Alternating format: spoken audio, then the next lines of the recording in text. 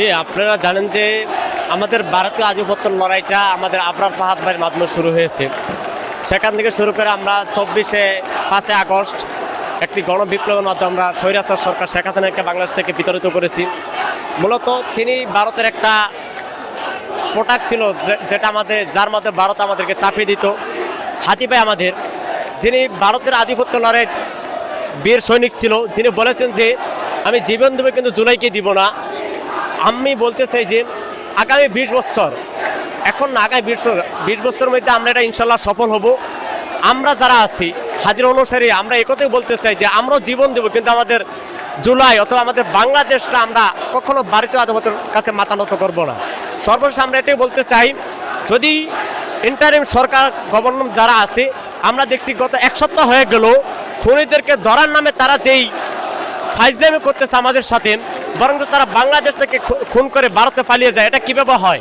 আমরা দেখছি যে ফয়সাল হাদি ভাইকে খুন করছে, সে ফয়সাল একবার গ্রেপ্তার হয়েছে। আজকে আমরা দেখছি আইন উপদেষ্টা সে একটা বিজ্ঞপ্তি দিয়েছে যে ফয়সালকে নাকি কোন বড় দলের মাধ্যমে তাকে জামিন দেওয়া হয়েছে। উপদেষ্টা এটা বলতে হবে যে কোন বড় দলের মাধ্যমে তাকে জামিন দেওয়া হয়েছে, নয়তো এই উপদেষ্টা সহ যারা আছেন প্রত্যেককে হাদি ভাইয়ের বিচারে আওতায় আনা হবে। বাংলাদেশের রাজনীতি বিমুক্ত তরুণদেরকে, বাংলাদেশপন্থী মানুষদেরকে যিনি এক কাতার আনার চেষ্টা করে গেছেন এবং অনেকটাই সফল হয়েছেন বলে আমি মনে করি। এবং হাদিকে হত্যা করার মাধ্যমে এর কিছুই হবে না, বরং এক হাদির রক্ত থেকে হাজারো হাদি জন্ম নেবে আমরা মনে করছি। এই মুহূর্তে নানান মত পথের বাইরে গিয়ে একজন বাংলাদেশপন্থী মানুষ হিসেবে হাদির গুরুত্ব এটা ভাষায় প্রকাশ করা সম্ভব না। আমরা হাদি ভাইকে চিনি, যে মানুষটা দেশের জন্য লড়েছেন, জুলাইয়ের জন্য লড়েছেন, জুলাই আহত নিহতদের জন্য লড়েছেন। আজ সেই ব্যক্তিটাই ওই আহতদেরকে নিঃস্ব করে একা করে সেই শহীদদের কাতারে সামিল হয়েছেন।